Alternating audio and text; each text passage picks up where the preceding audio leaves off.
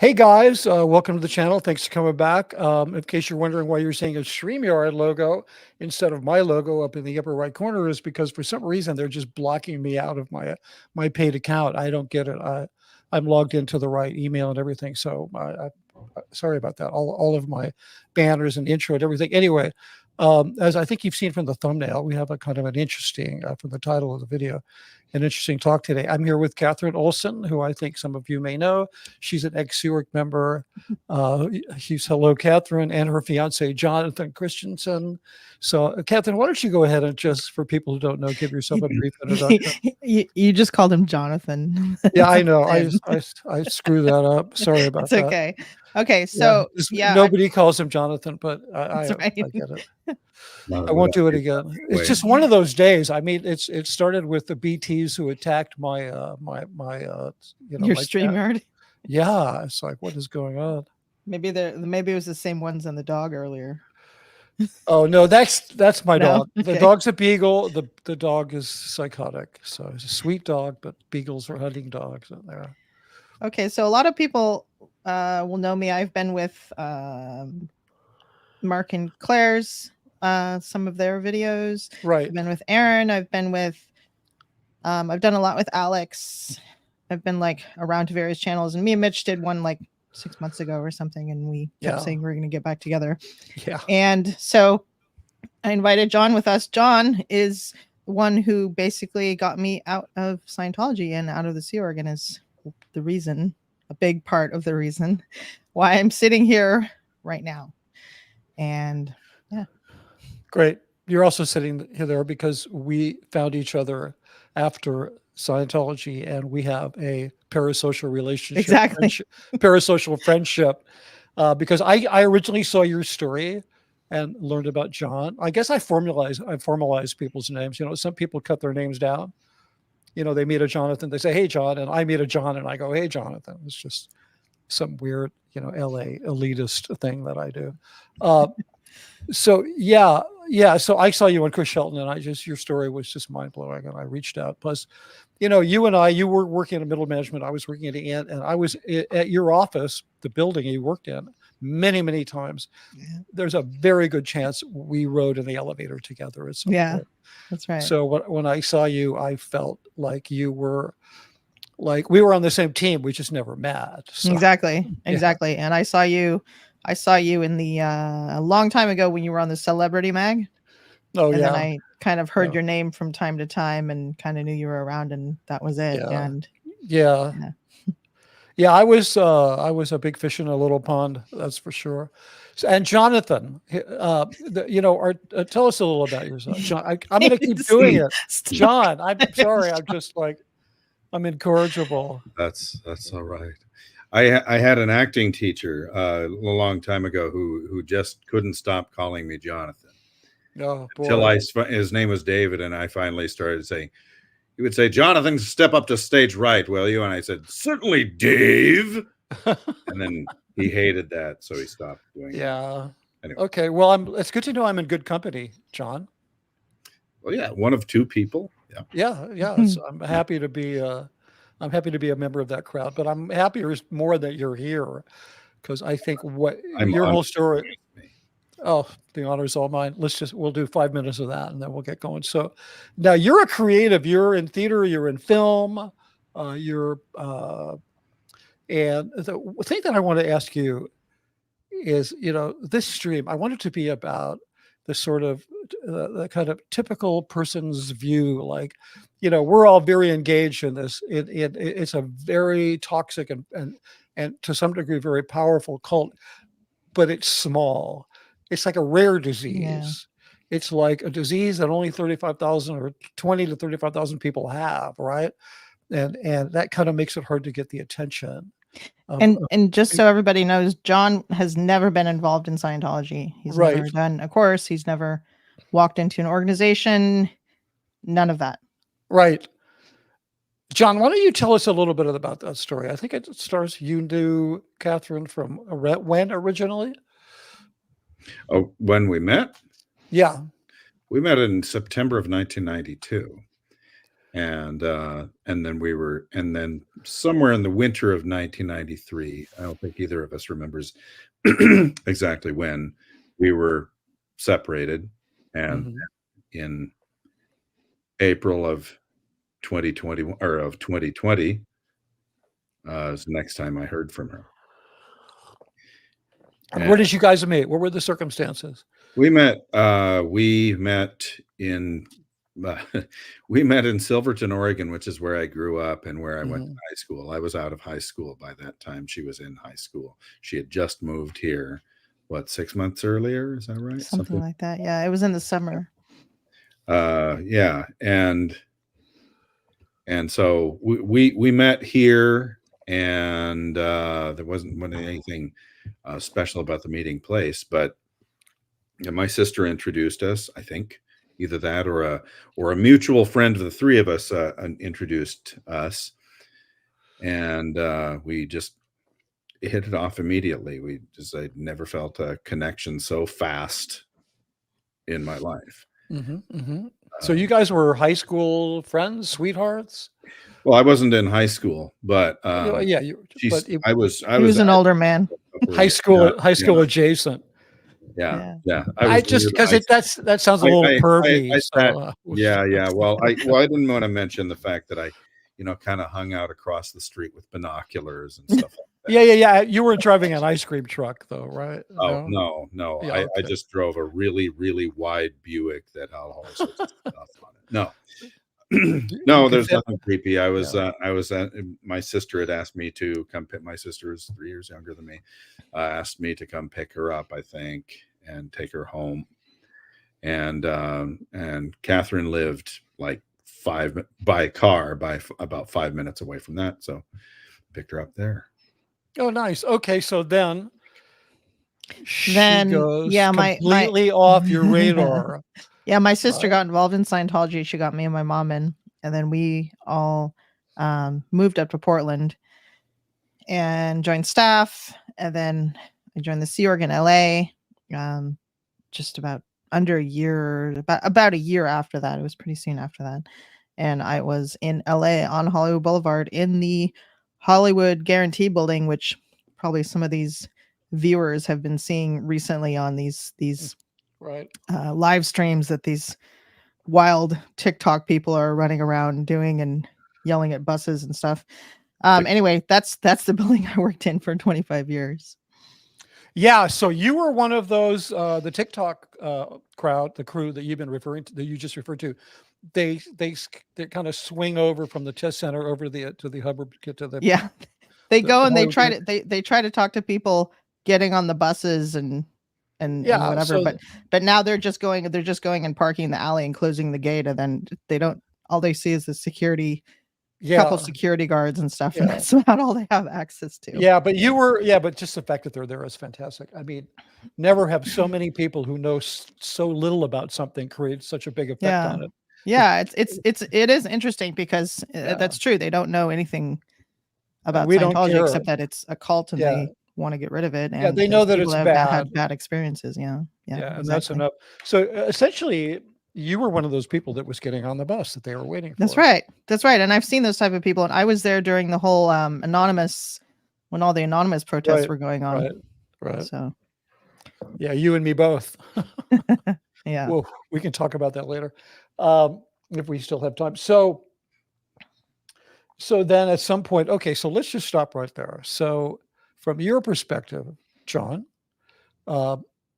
Katherine goes off your radar and you have no idea what happens. What did that look like on your end?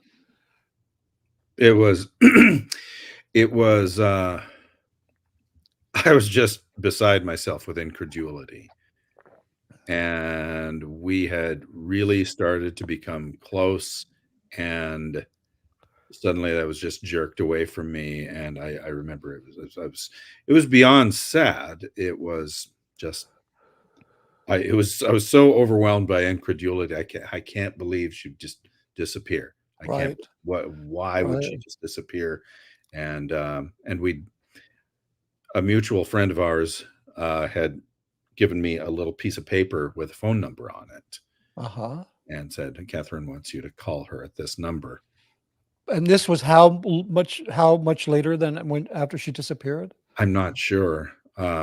It I couldn't have think been too it was much probably later. just a couple of weeks or so. Was it very long? Something like Oh, Yeah. that. okay. I was Yeah. still Okay, great. I just reeling from it, and it was tragic. It was like I had explained to her much later, like after we reconnected. It was like somebody. It was like when somebody dies, but in a way, it was worse. And I'd had people who were close to me who had died, and but Mhm. or when but it was a combination of somebody dying and moving, because I'd had people move away Yeah, as well. And when somebody moves away, you usually have some kind of indication of right. their welfare and of how much they want to stick together or whatever. And this was like both at the same time for me. Right. Well, yeah, I've heard it said that we grieve for those that are living that we lose. When we lose the living, we grieve harder than when we lose the dead. There are circumstances in life like disconnection in Scientology, like, breakups and things like that. This is very strange for somebody to just disappear, but I can understand that the grief is more difficult to process than when the person's dead. Well, well, especially since I had bonded with her like I'd never bonded with anybody else ever in my life. Mhm.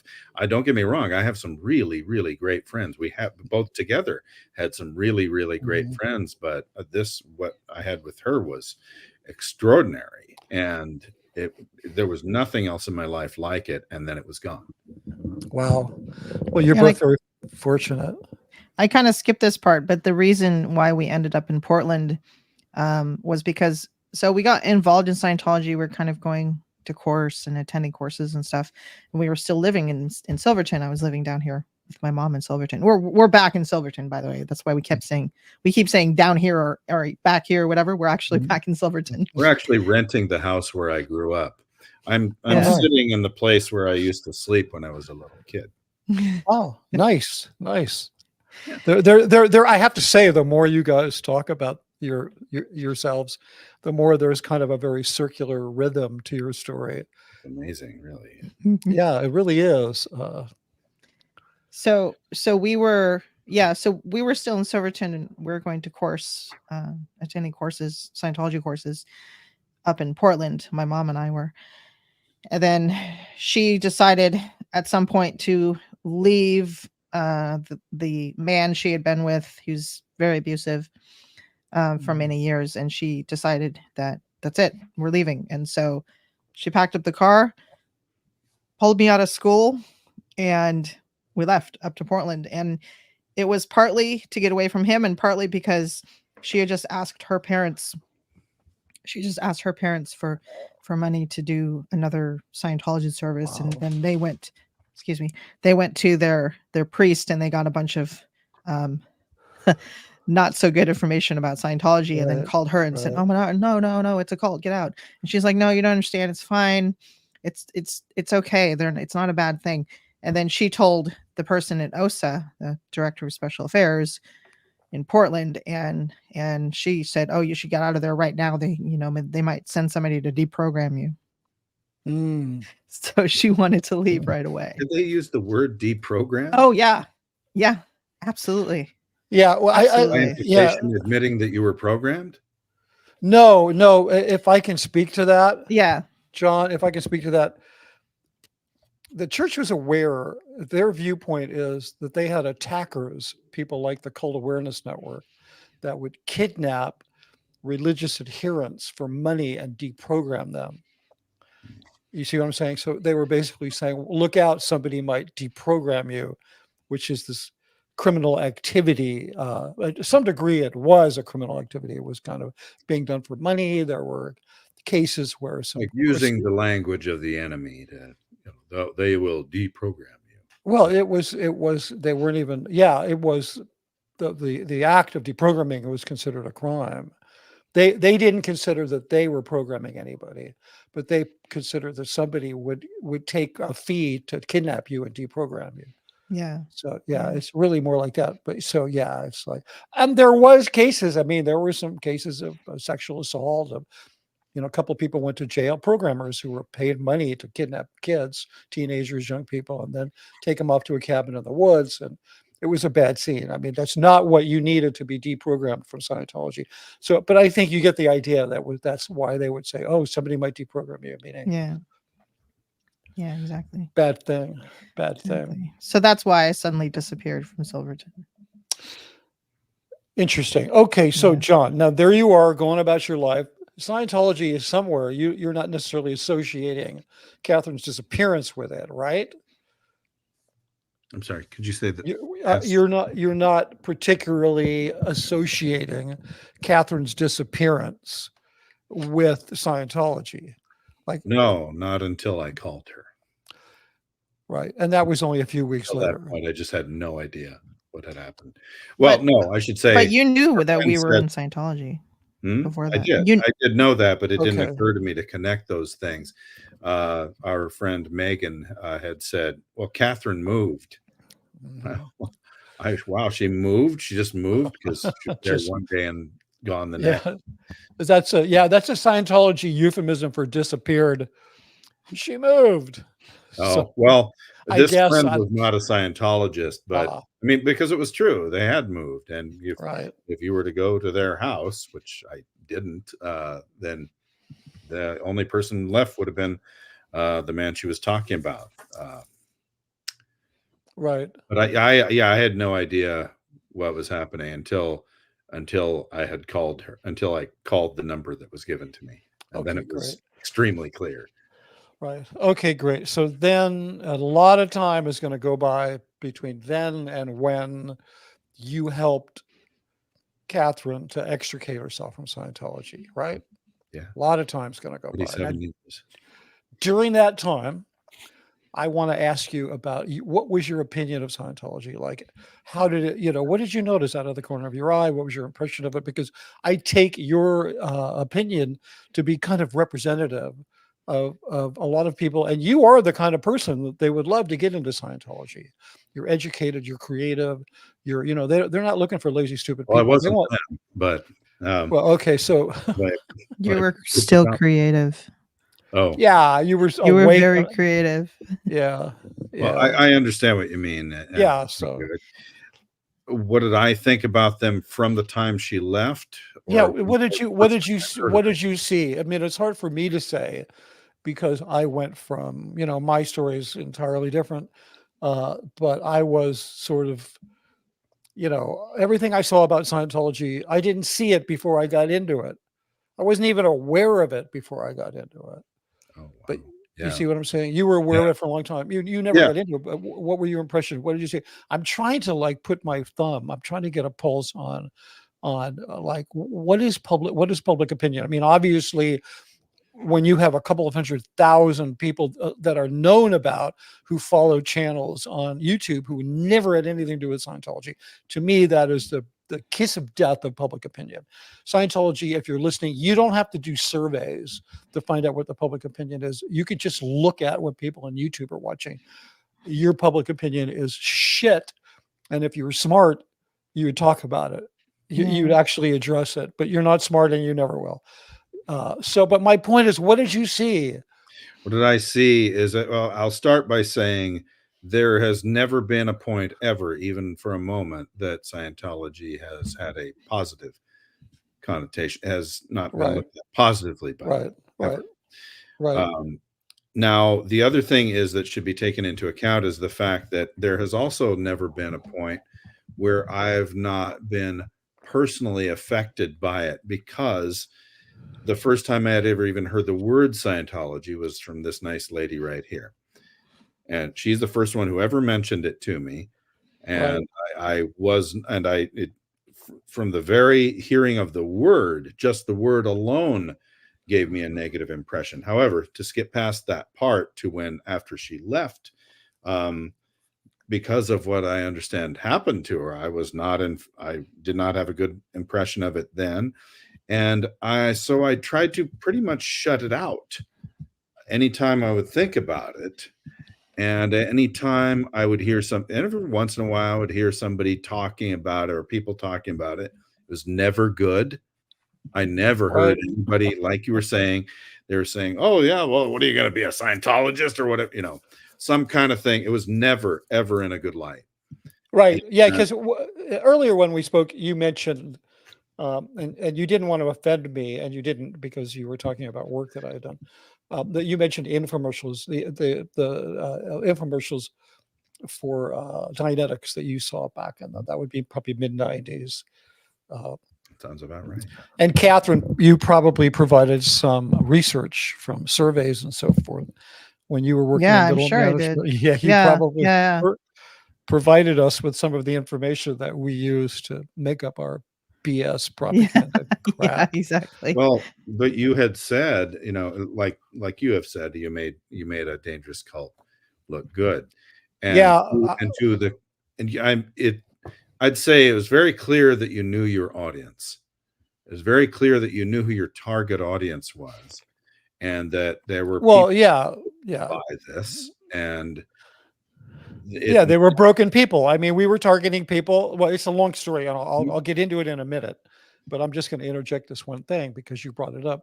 Yes, there was the early days of cable. It was the early days of information of infomercials, and we knew there was a lot of broken people that were watching TV at 2, 3, 4 in the morning, and they had a credit card on their bedstand. Okay, and they were buying shit. They were buying chicken rotisseries and whatever. They were just 1976 numbers and yeah. So yeah, we knew about that. That was never my thing. That was like for me, that was a hurdle to get past so I could continue doing what I really wanted to do. But yeah, so you saw the info.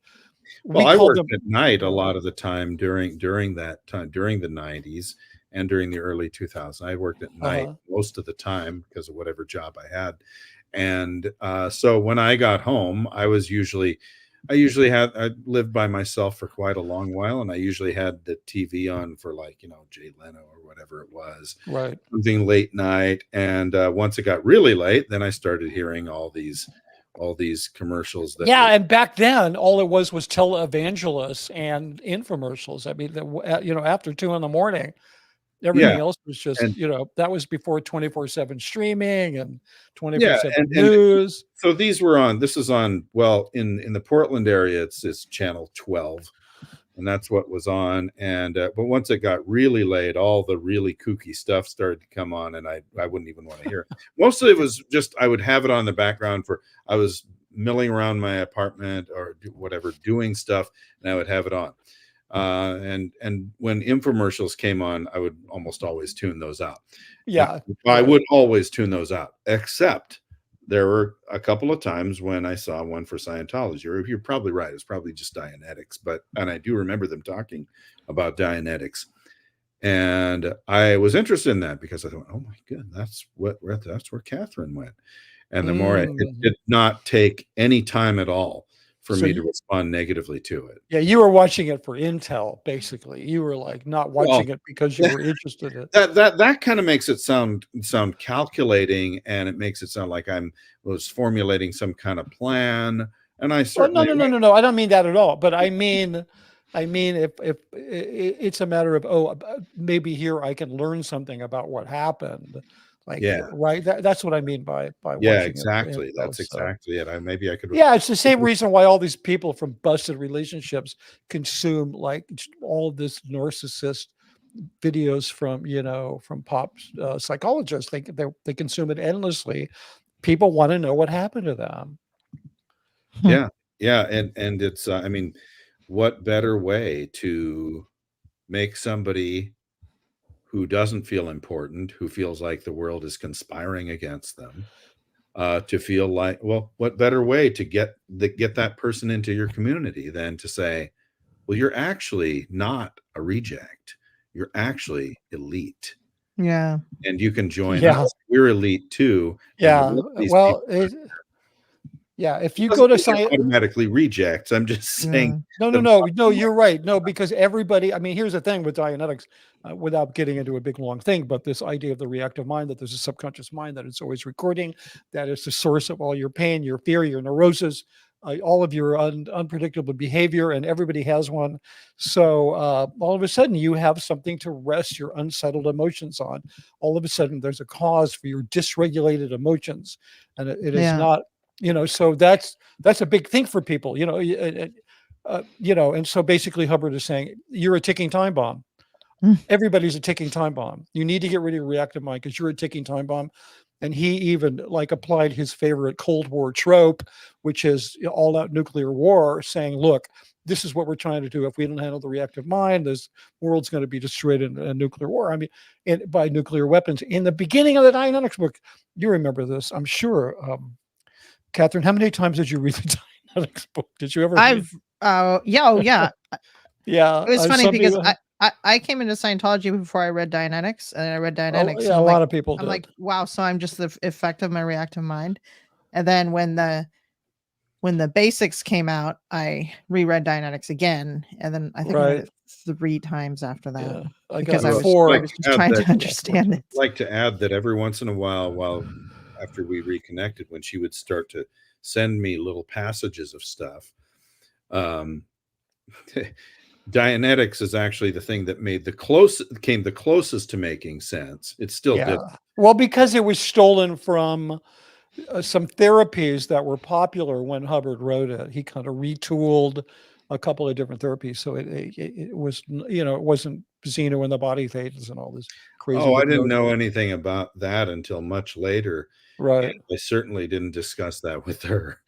And right. And it was more things like how to resolve conflict. And we were actually just going over this last night, talking about it. And I said, no, that doesn't make any sense. That wouldn't work and stuff like that. But then I just remember whatever you sent me on Dianetics, it came closer to making sense. It came. Well, it kind of see where he's coming from. Yeah. I mean, reason I asked you, Katherine, if you'd read the Dianetics, because you'll remember in the first chapter, I think it is, where it says, and down in the silo stands a nuclear missile with its hopeful nose pointed upward for lack of knowledge about Dianetics. So he really painted this picture that everybody on planet Earth has a reactive mind. Everybody on planet Earth is a ticking time bomb. The two most effective weapons in marketing and really that your sort of low brain IQ marketers use is it's urgency and scarcity. Like that's how you sell stuff. Buy now while supplies last. Yeah. That was always Hubbard's tactic. Like the world is about to explode. You must do this now. You have to, whatever it is, join the Sea or go to why are you taking a vacation? Don't you know there's a missile that's about to be launched? So yeah, anyway. Both based on fear. It's totally based on fear. I mean, fear is one of the strongest selling things there is. So that's who we were after. With the infomercial thing was never my idea. The story behind it is kind of interesting because, I started with working for the church in the mid 80s, working with a guy named Jefferson Hawkins. You know him, Katherine. Yeah. He was just a crazy mad genius of marketing. Great guy, designed a campaign that sold 10 million Dianetics books in 3 years. And we were legitimately doing creative work and making commercials and figuring out, Jeff figured out this new thing called cable TV where the ads were cheap and how you can market by demographics and all these, and how you can properly buy media and how you can make co-op deals with bookstores, like all these crazy stuff. And it's never been repeated. The Miscavige, he rewarded Jeff Hawkins by punching him in the face and kicking him out of the Stewart.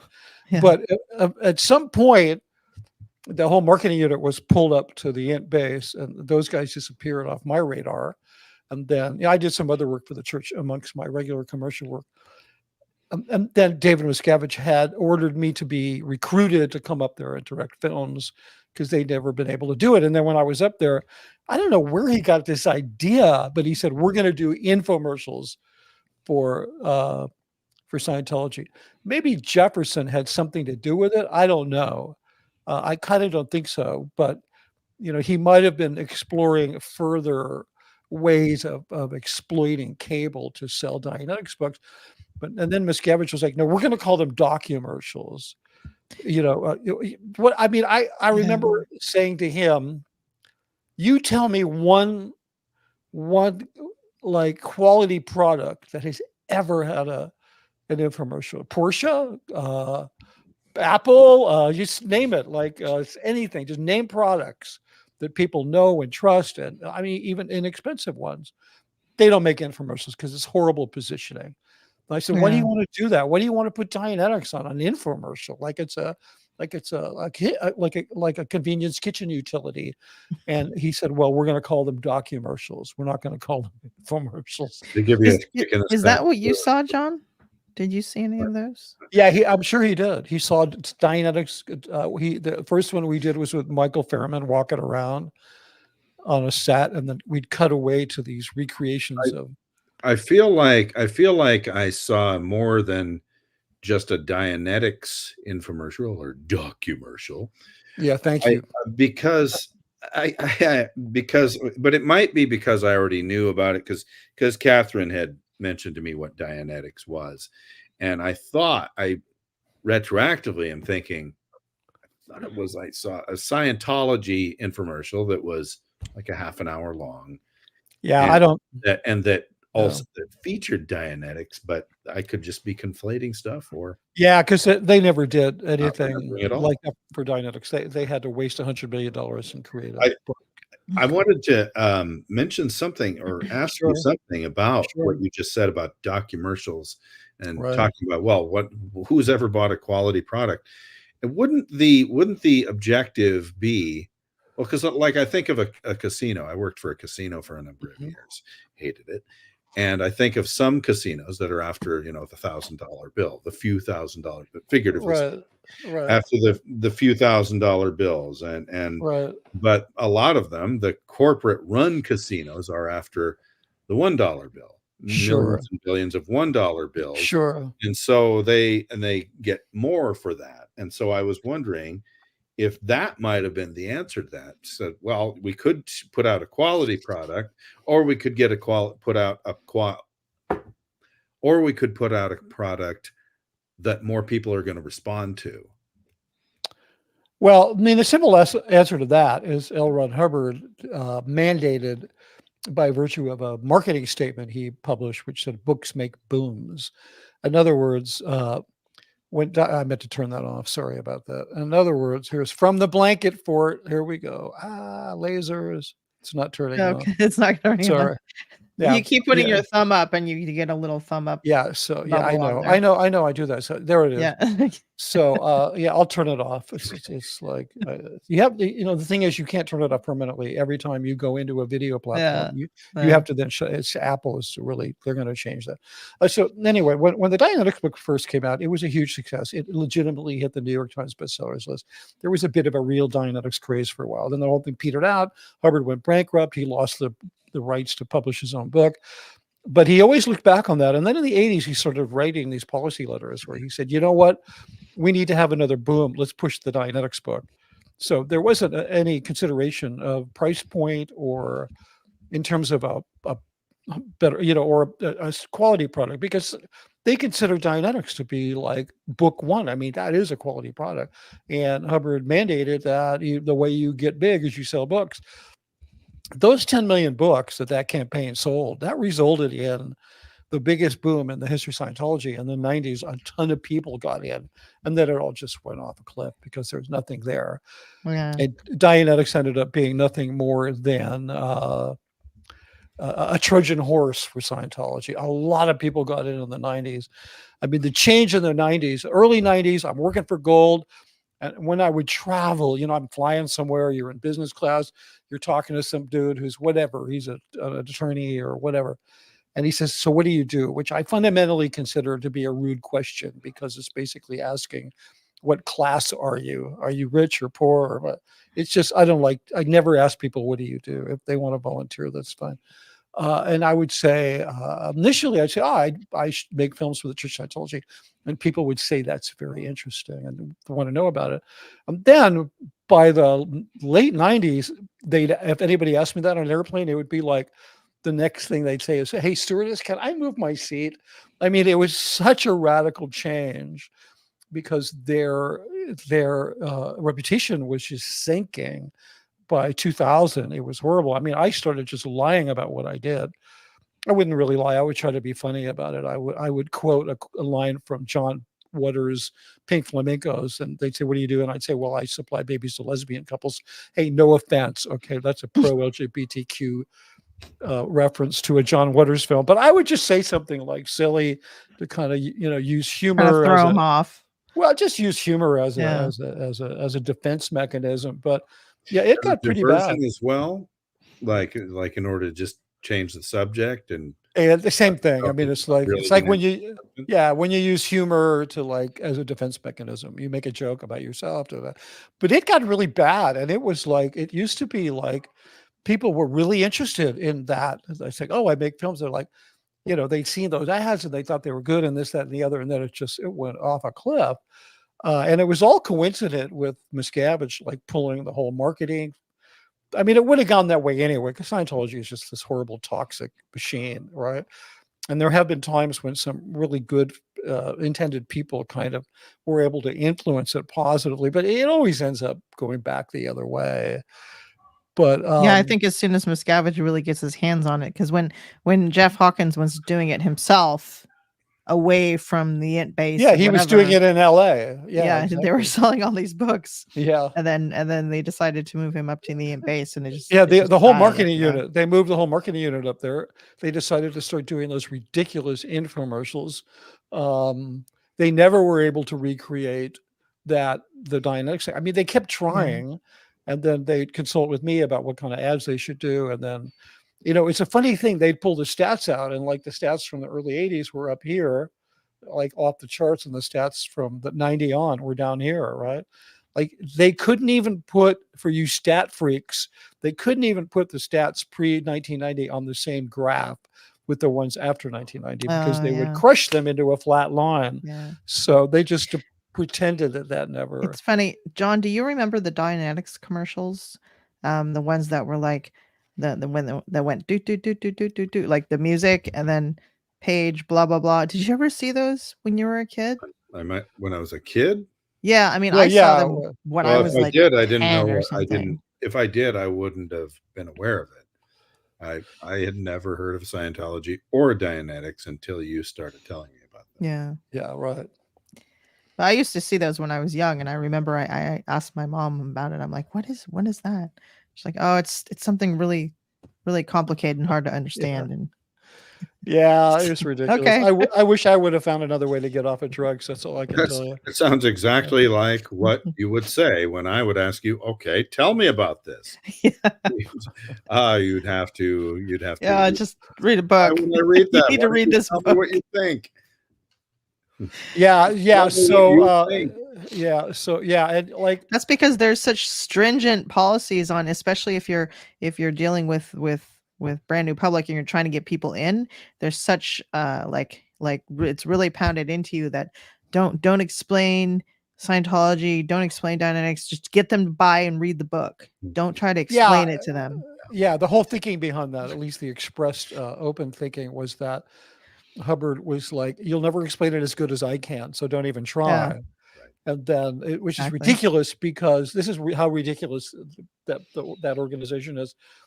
During the time of Hubbard, and there was a number of people, and after, to some degree, a number of people rose up who we would call public lecturers. And these were people that would do these different lectures about basic Scientology, and they would get so many people in. And Scientology was essentially got new people through word of mouth, right? Mm-hmm. And then Miscavige pretty much, he just outlawed word of mouth. He's like, he got rid of all the public lectures. Now it's losing people through word of mouth.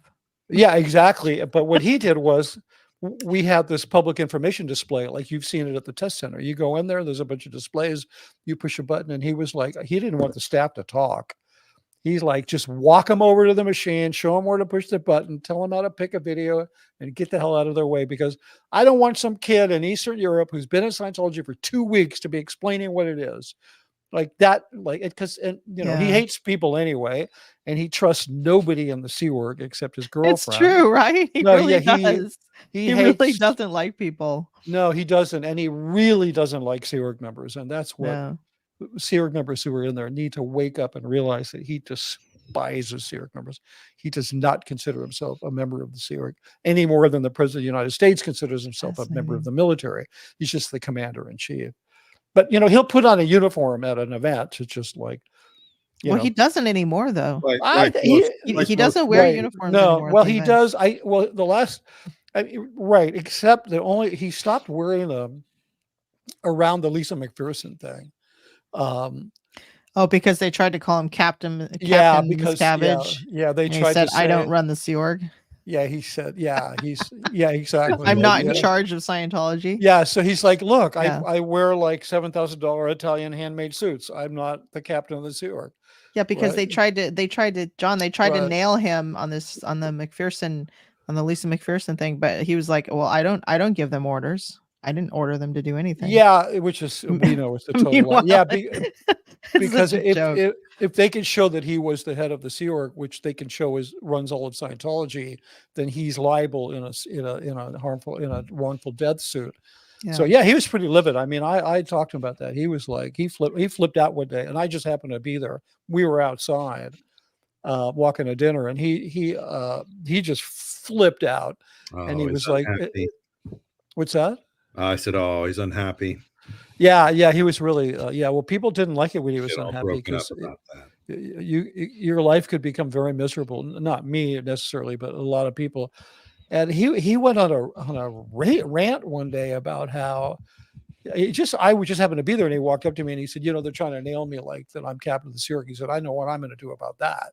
And he just got the attention of the closest staff member to him, with that person. I mean, just in terror, kind of pointed at them and he said loudly, "You're a captain." And then he started pointing at all the staff walking by, saying, "You're a captain, you're a captain." And then he pointed at me and said, "You're a captain." Called you a captain? Yeah. And he said, I'm going to just make everybody on the space a captain. Like that was his solution to not being nailed as being the captain. He's like, I'll make everybody captain. So he's a pretty crazy guy. So anyway, I don't know how I got into that, but that thing he does on the ship, the OT ambassador meeting thing, when he lets his hair down and gives everybody the skinny on how he's going to rip the world up. He wears a uniform for that. Oh yeah. Yeah. Actually, he wears that little short sleeve, like Italian thing. Yeah. Well, there hasn't been a maiden voyage. There hasn't been one since before COVID. Yeah. Before COVID, but I don't even think he was doing it then. Anyway, whatever. Who cares? Yeah, it doesn't matter. Let's move on. Okay, so there are some great stories associated with these infomercials. I don't know how many of you are Grant Cordone watchers, but people do not know Grant Cordone was associated, his relationship with the Scientology Dianetics documercials, because I first met Grant because I think it's a lot of people in our sphere who are kind of become Grant Cordone watchers, thanks to Aerosmith Levitt, really exposing not just Aaron, but other people, just exposing what a criminal this guy is. Yeah. When he first came on the scene in Scientology, he was introduced to me as a potential spokesperson to be in our latest Dianetics documercial, right? And because that's what he did. He traveled around and he did, what do you call it? He was talking about how to be a better car salesman, like a Tony Robbins. He was like the Tony Robbins of car salesmen. And he made a ton of money. He filled stadiums, literally, like he could fill the Forum and do this thing. And we were desperately looking for an on-camera person. And somebody said, well, this new Scientologist, Grant Cordone. So I cast him in this thing because I was so desperate. I mean, I thought he was a bit of a goon, and he was like a 2-bit salesman in an expensive suit. Like he had a lot of money and drove fast cars and had expensive leather jackets and blah blah blah. But he had that kind of a gangsta. He was kind of that kind of Southern white gangster kind of thing, right? And so I hung out with him for about a month, and we did this thing. It never got released. All of his footage got thrown in the trash, right? And there was a lot of stuff we produced for it, which was used for other things. But Grant he failed miserably at that job. And fun fact, he met his wife, Elena, on that job. That's how he met her. So we were just real quick. We were and for you people who aren't interested in Grant Cordone stories, sorry, you'll just have to, take a break, go to the bathroom.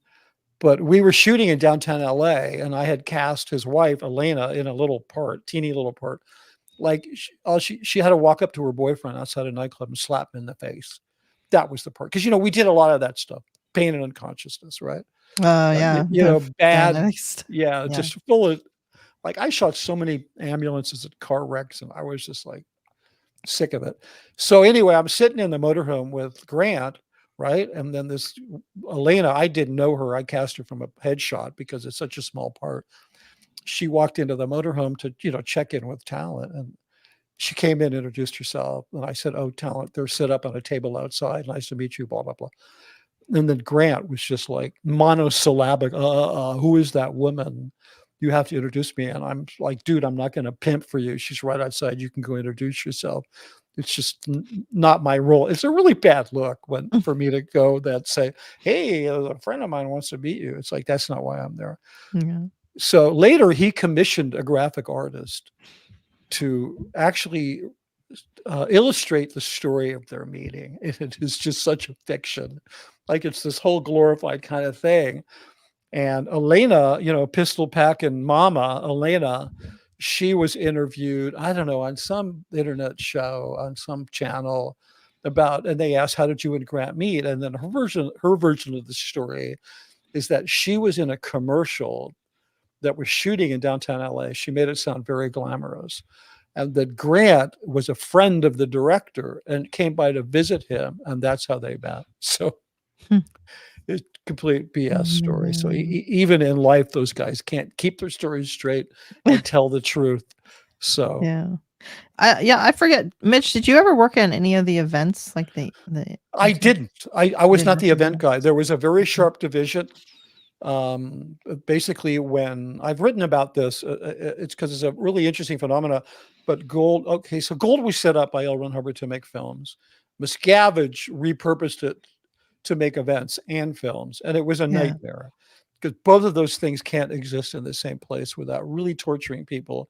So we would try to schedule everything so we would be done with the film, and then they could go to the event. But it never worked out because that place, the main thing they manufactured was crises. You know that. I mean, Scientology has all these products that it manufactures, but its number one product is crises. Everything has to be a crisis, or it's not worth doing. If everything's going really well, someone will dream up a reason why there has to be a crisis. So basically, they would stop and do events. They could spend 2 or 3 weeks doing that, and I would just go F off. Like, that was the only time I really had free time. Occasionally, I would make a film that they'd show at an event. But I never worked on the events, firsthand. I was always just sitting in the audience. I would do like at the IS event, I would do an ad for volunteer ministers. I do an ad that they show on the Super Bowl that they call a Super Bowl ad, which they weren't. And I do one of these things, they call it How We Help, with all the social betterment statistics about how wonderful everything is. And then they would just show those at the events. But, Mark Headley, he worked on my crew, and then he was one of the people that then went right off and he was like an event producer. So that's right. A lot of people did both. And then eventually Miscavige moved event production to Scientology Media Productions. Yeah, that's right. Yeah. And because as far as propaganda and Scientology propaganda, that's something that definitely, when I found out from all the YouTube interviews I saw that Mark did and some other people did on how much BS there was in these events and how these like wonderful statistics of like, 1 million people reached by this or that, and Scientology was just totally conflated and inflated, and it was just totally fake. And I just I mean, wow, it's an amazing case study in internal marketing.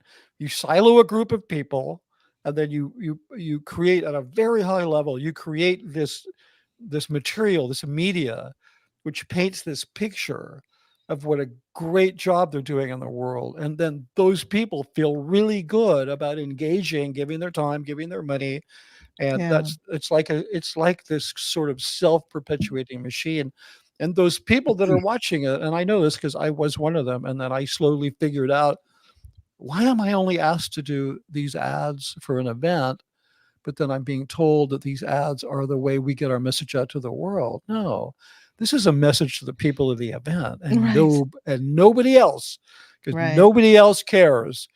Well, and companies do that, and schools do that with pep assemblies. Companies Yeah, do no, that and with you know their- what? I'll tell you, I've worked on some of those. I did it for Apple, I did it for Porsche, and you know what?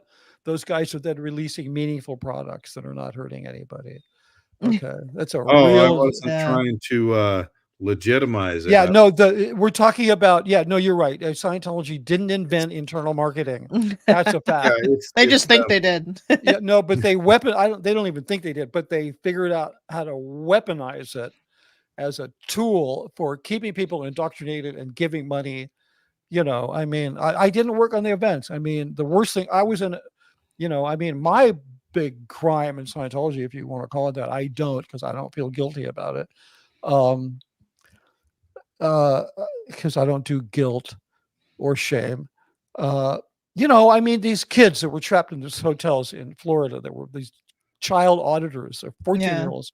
It happened to me. I was indoctrinated. I was interrogated by a 14-year-old girl who was an RTC auditor, who's probably got in when she was 12, about the most, just like things that would cause a pornographer to blush, questions that were so disgusting.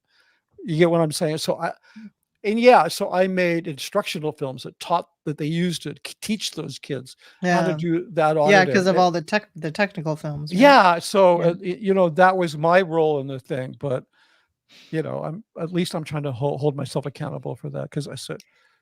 Anyway, that's, I don't want to get off too much into that unless people have questions, unless people genuinely have questions about it. So, well, it was really interesting so I spent, me and John spent like a year talking, and I was still in Scientology. I was in the Sea Org, and I was talking to him like all the time because I happened to be in this unique position where I was out of the org most of the time, and I had access to Wi-Fi, so we would talk and text. And you were hold on.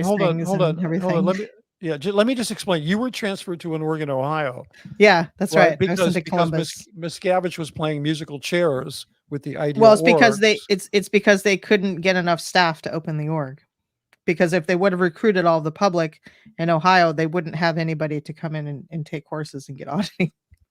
Because they wouldn't have any public left if they recruited them all for staff.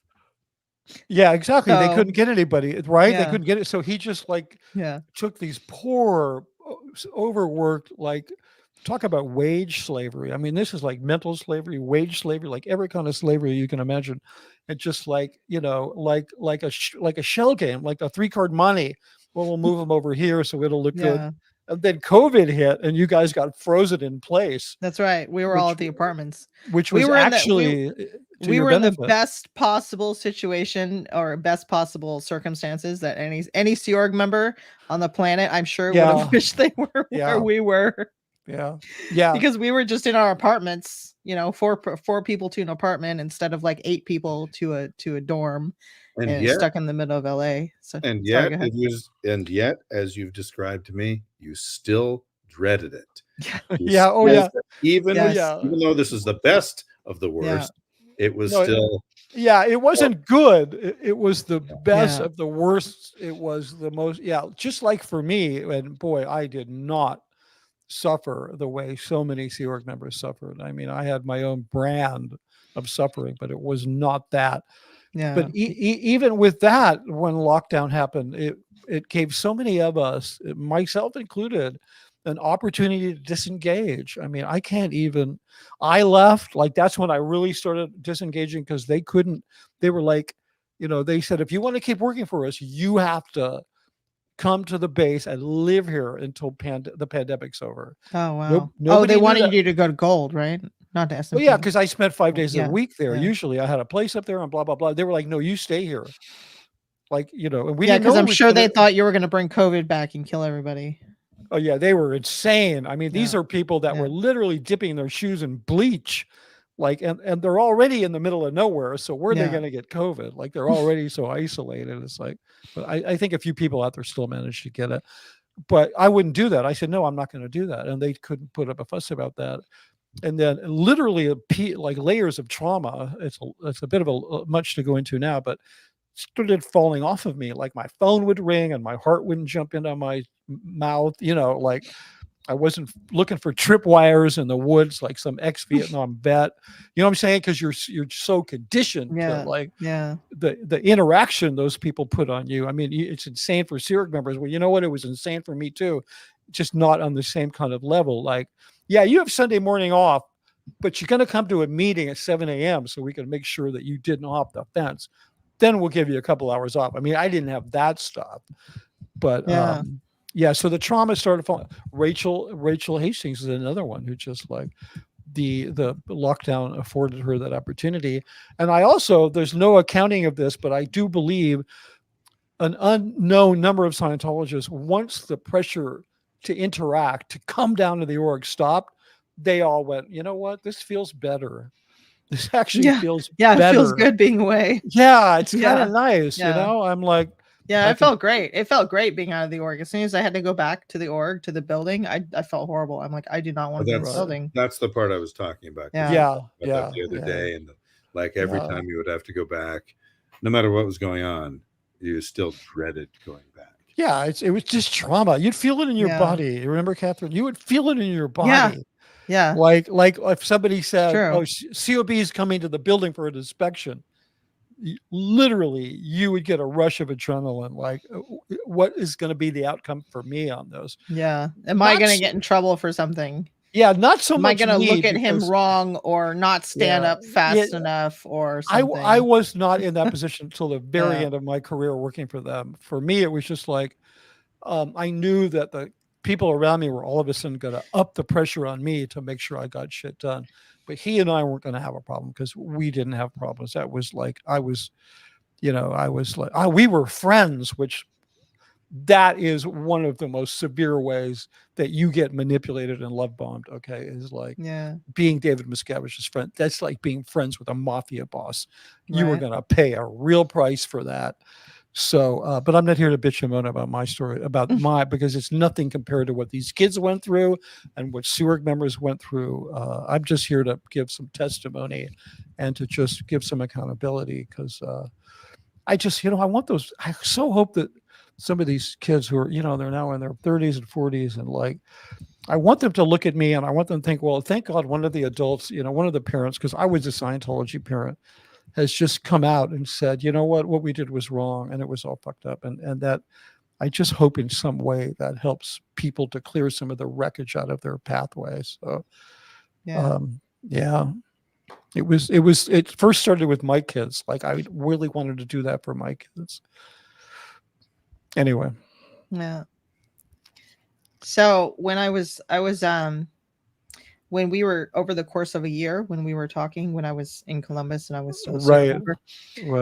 I was trying to, now people call it recruiting people into Scientology. I was trying to get this wonderful man right here in the corner. I was trying to get him interested in Scientology because his name is John, by the way. Thanks, Mitch. Yeah. So I was trying to get him interested because to me, I thought I was helping people. Right. And I thought it would be helpful to him. Yeah. You were disseminating. If I were to get him to read a book, get interested, maybe take an extension course or something. So I kept trying to like feed him little bits of information. And that was always interesting. And I remember I sent him this video once. John, remember that video? Oh, yeah. That I sent you? Yeah. And this video to me at the time, I just thought it was just the coolest thing. And I thought like, okay, anyone who sees this is going to want to be in Scientology and find out what Scientology is. And they're going to be so interested and so I show it to him or have him see it. And he's like, may I interject for just a second? Please. Yeah. I don't want you to lose this thought, but my response to her was, there was so much to take apart. There was so much to unpack in every line of that video. Every moment of that video, I had something to say about it. And it took me months to be able to even respond. And she kept saying, did you watch that video? I said, yes, I'm actually still responding. Oh, good. Oh, this is going to be great. Because she was excited that yeah. Meanwhile, I'm thinking, thought wow, this I really got to him. This was really, he's inspired. really going to be interested in it. That's what I'm thinking. And he's I'm trying sorry, to figure out how to tell me how it doesn't make any sense. I was distracted by the chat. What film are you referring to? Oh, it was one of the ones that's on Scientology TV that's played to everybody. It's the one that explains like Scientology is all about what, oh God, I forget. Yeah, It's like it's a quote from a book that they made I know into what a it is. video, and I'm Yeah, I trying to know what it is. Scientology or the something. one that explains the Thetan sort of. Yeah, and yeah. things like that. Scientology is not about something you believe; it's about something you do. It's just got all Yeah, that kind of thing. these really culty things in it. Yeah, it's just. Yeah, Anyway, no, I get it. I get it. I don't want to interrupt what you were about to say. I just wanted to inject the months that occurred between the time that you asked me about it and the time I finally, blew up your phone by sending you all of my response, or blew up your iPod. Yeah, I didn't have a phone. I didn't have a phone. Well, that was thank God for iPods, because everybody, the security just thought they were music players. They didn't realize if you had a Wi-Fi signal, you were away. So yeah, exactly. What were you going to say about? Oh, what was I going to say? Yeah. I was going to say, as far as like propaganda wise, like the staff and the Sea Org members and Scientologists who saw that just thought it was the coolest thing ever, and that this will get people in. And I remember seeing it. I'm like, everyone's going to be interested in Scientology when they see this. And then the first person I show it to, I was like, any sort of conversation about it is like, he took it apart, but in such a way that it made sense. Like, his questions didn't not make sense. His questions made sense the way he was asking them. And to me, I was like, wow, okay, so this video really fell short of what it was supposed to do with people. Yeah. I think part of one of the most important parts of that, if I may, comes well into this conversation, because it was about marketing. And one of the biggest things about it is it left me not wanting to know more. Exactly. And the whole thing left me not that some of it, a lot of it was a big turnoff, but mostly I thought, I don't have any interest in knowing more about this. And so I thought, well, you're in marketing, dear lady. Can you explain to me why it wasn't, they must know if they're this incredibly, fantastically competent marketing force of nature. Why am I not interested in it? I mean, you chose this for me. And why am I not more interested in it? How did they not? Because somehow they didn't do their jobs. Exactly. Well, it's simple. You're under the control of suppressive body thetans. There's a really simple answer for all of this. No, seriously, it's because there's suppressive forces on planet Earth are somehow interrupting that message. There's no rational reason for it. I mean, I'm sorry for jumping in and answering it, but if you listen to what Katherine said, she's saying, "Oh my God, people are going to look at this and they're going to respond positively." So what Katherine is actually saying, if I can interpret for you, Katherine, you're saying that message represents my beliefs. And therefore, I feel better about my beliefs. Exactly. And therefore, that message, John, has done its job, because its job was to keep Katherine settled about her perspective on Scientology. And she's I want to make sure gum-ho. Sorry. Yeah. I want to make sure and make sure it's recognized that when I asked her these questions, they were with full knowledge of this. And it was just the idea that I wanted her to understand that, no, this didn't do anything for me. And here's why. Here are all the pages and pages of reasons why. And because you're coming to me with this, the burden of proof is on you, not me. And so if you want to convince me of this, I need to hear matter to any of this. Laura just pointed out, hello, Laura. She just pointed out, where the hell is it? That you had a misunderstood word. I can't find it. I think Alex said that too.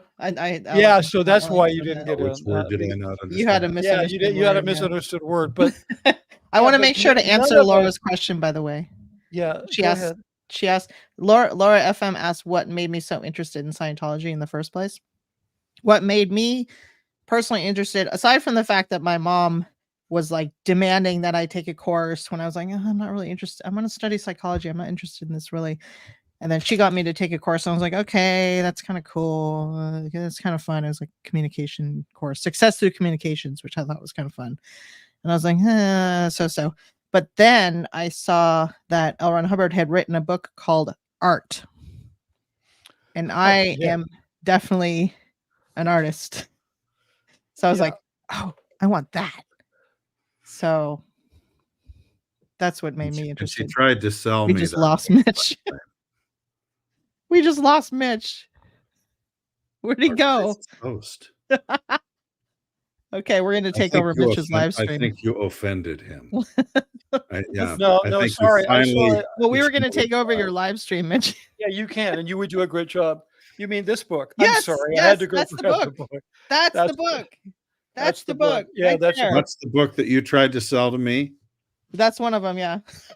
Yeah. So that book, by the way, one of 4 books she tried to sell to me for only $140. Actually, no, that's not even that wasn't included in there. But that is one of the ones that I was trying to sell. I have. Yeah, you told me that it was included in there. Yeah, that book is one of the least. Oh, actually, yeah, you did because you have all the texts. Yeah, it's one of the few Scientology books I still have, and I don't know why I even have it.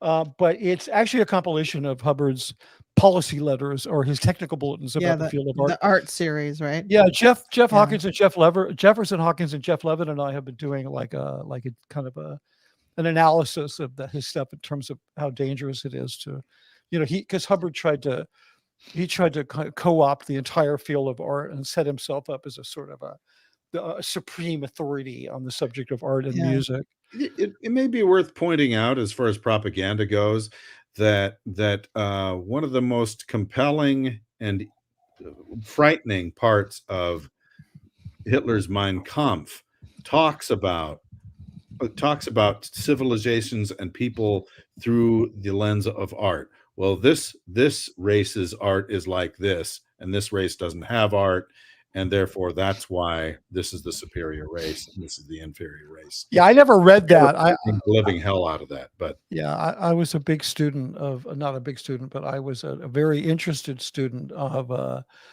his his favorite filmmaker, Leni Riefenstahl. So that's kind of was my Hitler studies were pretty much confined to that. I never read Mein Kampf, but that's a fascinating premise that he would put forward. That's such a dangerous thought. It's one of the scariest parts. I haven't read the whole thing, but I've read that part of it several times, and that's one of the scariest parts of it. Yeah. Because I had a friend of mine read it, and he went, "Well, you know what?" I went, "No, don't know. You know what, me?" I said, "That's terrible. That's based on a horrible premise." Well, no, it makes sense. No, yes, it makes sense until you look at the premise of it, which is fallacious. Yeah, totally. I'm going to put this up here. This is from Barb Tries. Hey, Barb, you guys keep talking. I still want to know about the first phone call after Katherine disappeared. Okay, so let's try and satisfy her question. That's really a valid question. That's a question for you. Talking. You in the corner. You over me over here. You in the corner. Yeah, wrong way, but yeah. Phone call. Well, that guy. I'll do the best I can. I'll do over here. There you go. The phone call was, I'm probably going to disappoint you because it was 31 years ago. I remember very, very little of it, and it wasn't very long. And I think there was one, and then a follow-up one. But it was I called, and I heard her voice. I didn't know who I was. I didn't know where I was calling. I just knew it was a Portland number. And I just called somewhere, and I hear her voice for the first time in like a week or whatever. And I hear Church of Scientology. How can I help you? And my heart just sank as soon as I heard that. And I went, oh, wow. Okay.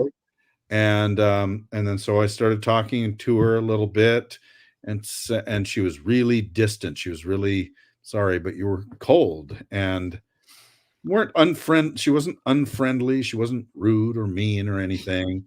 she was just like, it was like somebody who was at work, only distracted, but more so. And Right. didn't say much. And she kind of seemed a little perplexed that I would call her. And why would, well, well, okay, I don't know why you're calling me here. Well, Yeah. you gave me this number. Okay. And then and then, okay, well, hang on a minute. And then she set the phone down, and I hear voices in the background talking to her very quietly. And they sound like they're schooling her. Wow. Wow. And then I hear this phone gently click. And that was the last I heard from her. Oh my God. That's No. like, wow. That's like a, yeah, that's kind of scary. It wasn't a good feeling at all. Yeah. No, obviously, but and now I should disclaim that I think there actually were 2 phone calls, and I don't remember how exactly it works. I just remember how exactly that worked. I just remember the introduction was the same, and I think I might have tried to call her back a second time, and then I got somebody else the next time, or it just didn't get through or whatever. I seem to remember that I did try to persist, and then, or that I did persist once, and then I just thought, well, no, it's pretty clear that she doesn't want to be a part of my life anymore. And so, Yeah. So the same person is asking if they were telling me how to handle him or to handle him. Right. I don't remember this phone call. I don't remember this phone call. I don't remember what exactly happened in this phone call. He reminded me of it, that we had spoken, and then I've been thinking about it ever since for like the last 3 years, trying to remember, what did I say in this phone call? Was I don't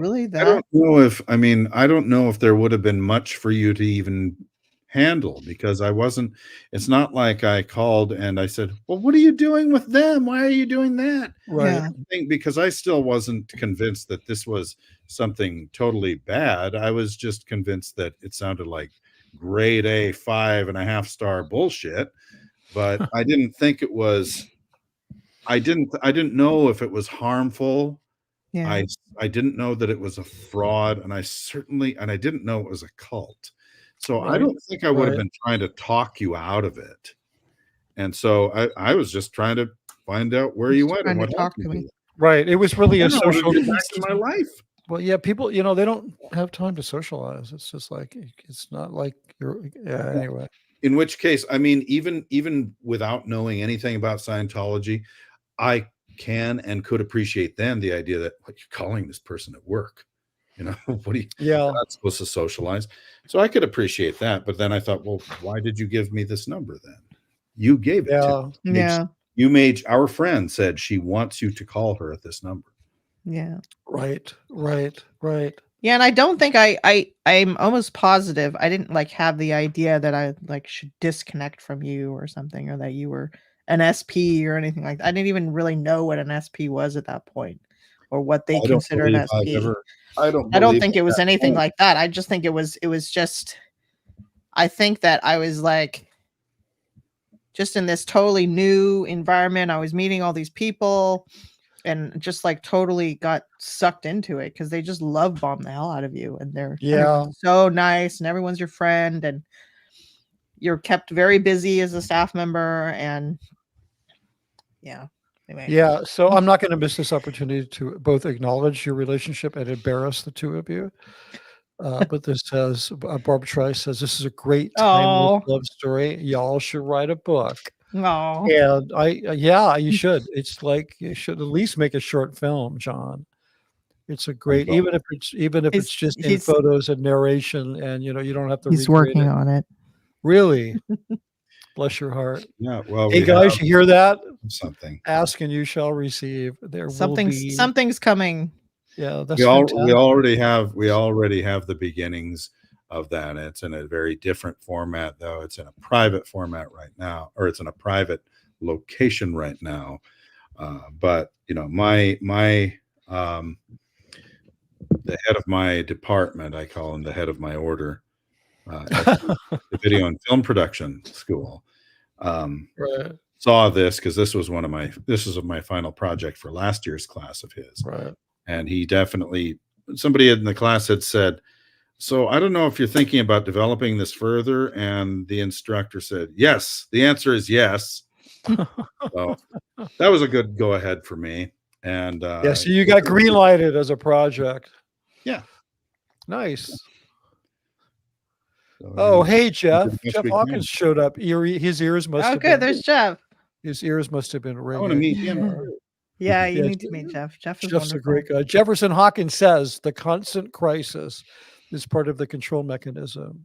If there is always a crisis, there is no time to stop and reflect on things. That's right. Absolutely.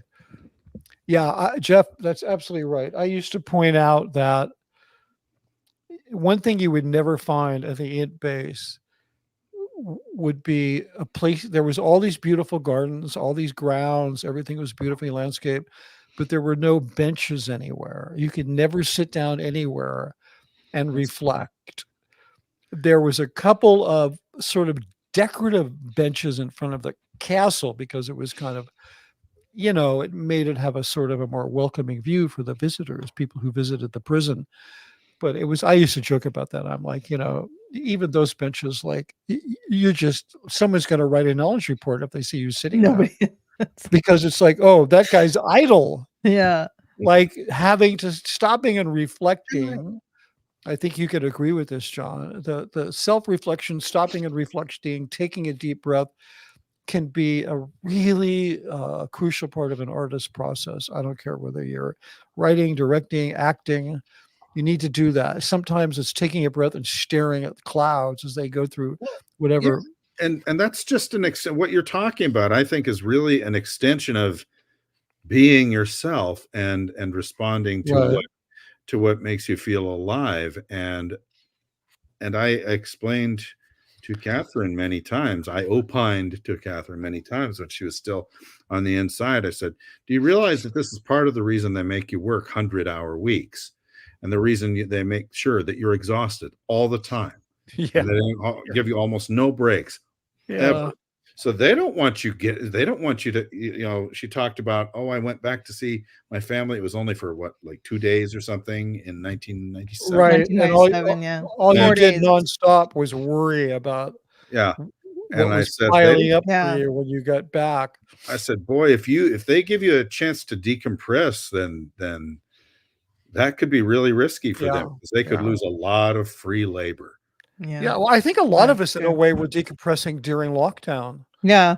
And it didn't go well for them. I bet they lost a lot of people.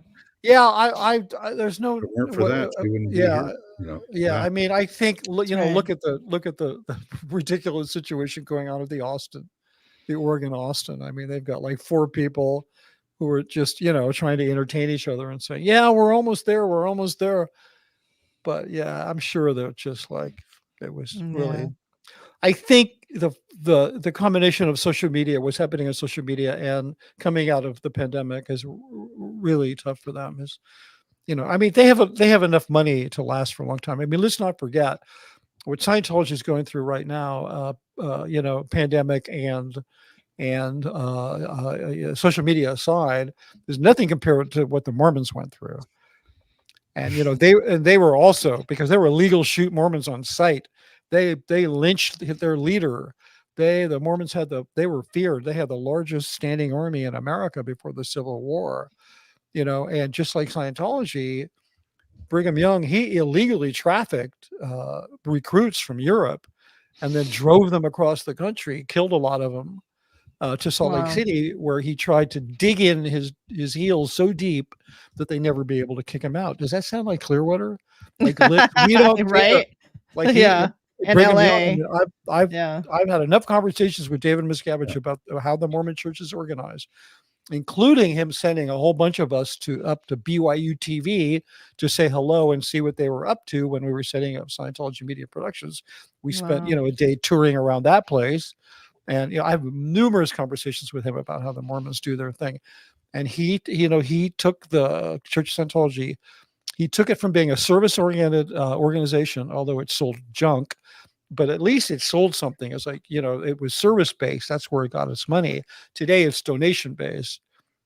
That's the Yeah, now Mormon people church. just pay for nothing That's the in Mormon church. Scientology. You They just literally pay for tithe. nothing. And I heard him say it, like, why the hell can't we do that? These people, all they do is tithe. They don't, and they're all they're all, I hate to, the word org board for you guys that don't know what it is. It's just an organizing chart. The Mormon religion has an organizing chart, and everybody who goes to temple is on the organizing chart. Most Scientologists are not on the church's organizing chart. And that used to drive Miscavige crazy. That's why he did the OT ambassadors. The OT ambassadors are the equivalent of bishops in the Mormon church. The parallels are just frightening if you break it down. Wow. What he's done. And so he doesn't care that the orgs are empty. He doesn't care that there's no new people coming in. And he just wants money coming in. He just doesn't care. What he wants, he wants, I think, his legacy to be that he did what Brigham Young did for Scientology, what Brigham Young did for Mormonism. He found a place to dig them in and entrench them so solidly they could never be dug out. And he's trying to do that with Clearwater. And we've all seen the result. It's just like, you know, they're like, you know, torches and pitchforks, get out of town. You know, I mean, it's different because all he had to do in Salt Lake was go in there and obliterate the local native Indian population. And then they took over because there was nobody in Salt Lake except drunk miners and a bunch of Indians. So it was pretty easy. Well, you get there, you get across the United States ahead of the federal government. There's a whole lot you can do. Yeah, exactly. Impunity. Yeah, exactly. So I get a little passionate about that subject, about you know, just the damage he is willing to do to get, you know, to get entrenched in a place. So I think we're going to need to bring this to a controlled landing soon. So I want to get to some of these questions because we're going on an hour and a half. Oh yeah. And I could talk to you guys all day long because this is just so fascinating. But there was some. Okay, so we did that one. That was about the first call.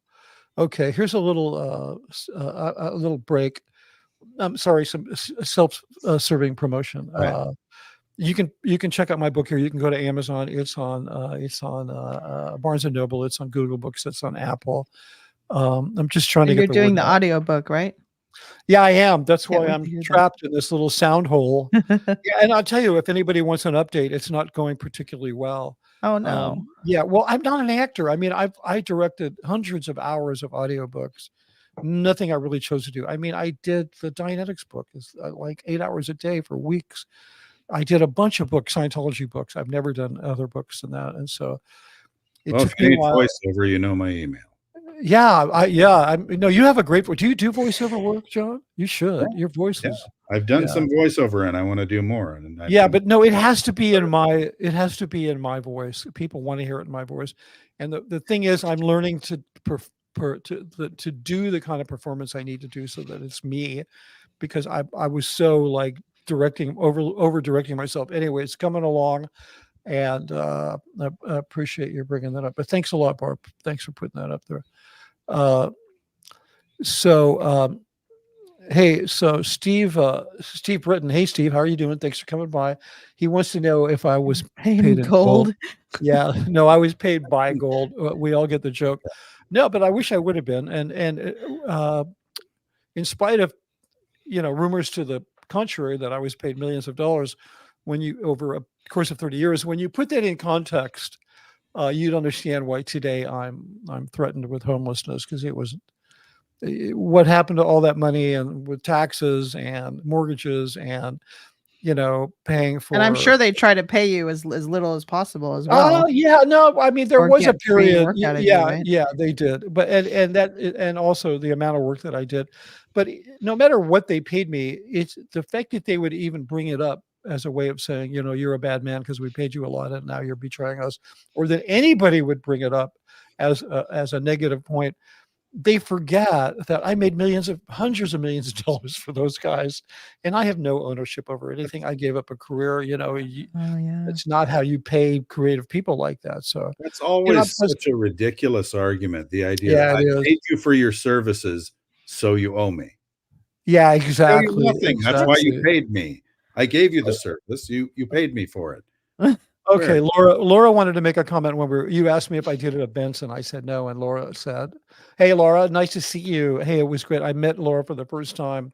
Well, the second time I met her when she was a child and was unfortunately living at the ranch. That's a whole nother story. I met her again in person at the last weekend at the after they let Aaron out of jail at the protest. She and Laura wants to point out, but they definitely showed all of your footage and film stuff at events all the time, which was and is continuous programming for internal members and obviously outside Scientology. Yeah, I think I addressed that. I think a little less than you think, Laura. Most of the footage you're thinking of was done by Rachel Hastings and the remote video teams and so on. I did ads and da da da da. But and I'm not. And when I said I didn't work on events, I wasn't trying to circumvent my responsibility for having creative propaganda for them. So, and I really want people to understand it. I mean, I went to that protest to apologize. It's like I have kind of a special connection with the test center because I helped set up everything's inside of it, and I made a film. You remember because you probably had to see all those films, Catherine. The film, the testing film, which essentially trains the staff. I've seen a testing film like 20 times. Yeah, so it trains the staff on how to administer those tests. And I wish I could get a copy of it. I'd walk you through it. It's also used, they also use it when they want to like take like a group or a unit and be like, okay, you guys need to be more of a team. You need to be like this film, and they show them the testing. Yeah, I know. It's used. There's a term in that film called, remember this, elastic team tactic. Yeah. Yeah, go with the flow. So the idea is that if one particular person on their job is busy and somebody else is not busy, you go around and you help that person. So yeah, there's a whole bunch of stuff in there they use to train people. But so I've really felt a responsibility to go down to the test center and say, hey, by the way, I made a lot of that material in there and I helped to get these guys trained. Do you have your little promo pieces that you were handing out? Oh yeah, you want to see you put that somewhere, didn't you? I did. Where did I put that? He was handing here, hold on. Your anti-Scientology promo. This is really cool. He was handing these out on Hollywood Boulevard by the test center. Look, he's got a director's chair. Yeah. Oh God.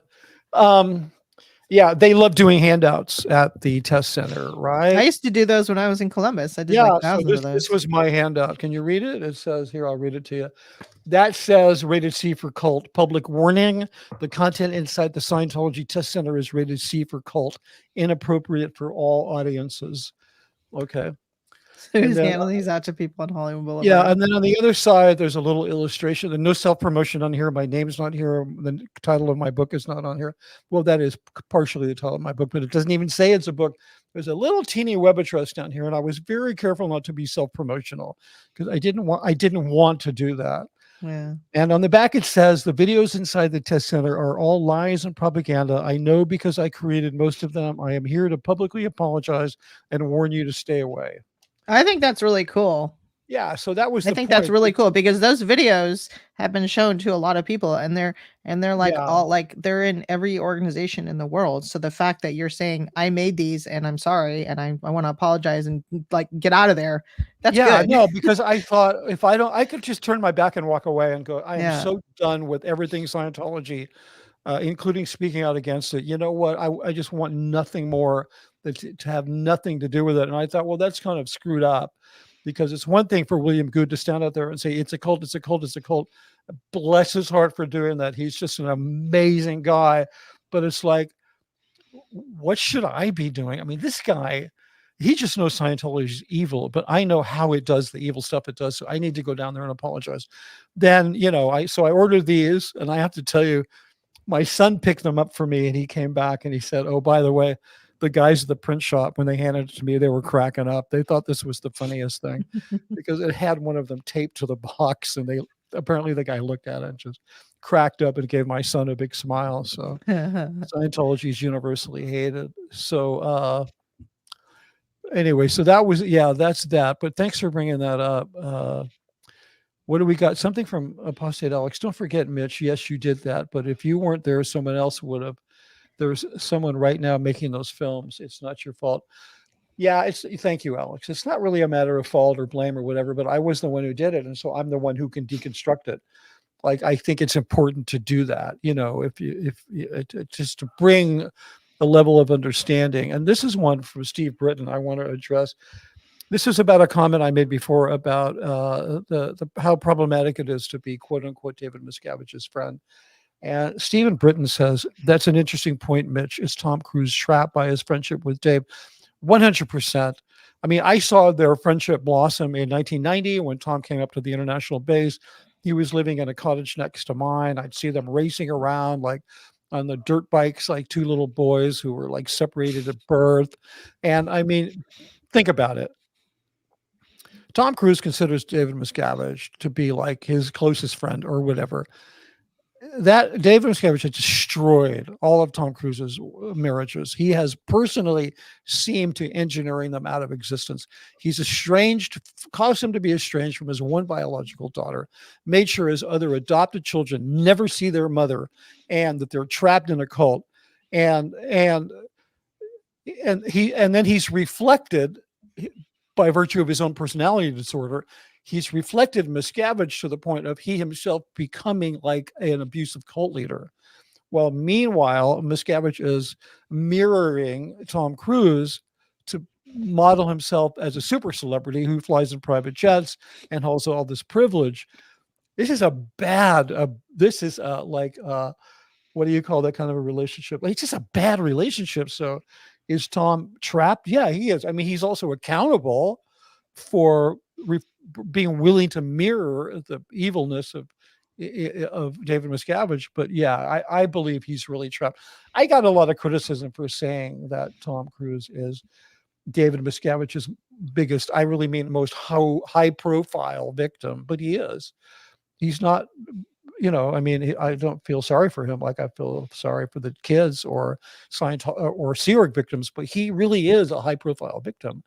Yeah, but at the same time, if he were to leave and speak out and say things about Scientology, it would be more damaging, much more damaging to Scientology what he says about them than what they say about him. So, yeah, absolutely. Yeah, no, absolutely. We all ponder that, like, what's keeping Tom there? Because they all kiss his feet and lick his tongue. Yeah, well, yeah, there is this phenomena, this warm, moist blanket of emotional support that Miscavige and Scientology wrap around people and keep them, like, Tom's pretty siloed. I'm sure he doesn't know a lot about this stuff. People think like Miscavige, reportedly walked into the hole one day when that was happening. And he said, I just got off the phone with Tom and he wants to know if he should come up here and punch you guys out. I guarantee you that that phone call never happened. That's how Dave operates. He's like, my friend Tom.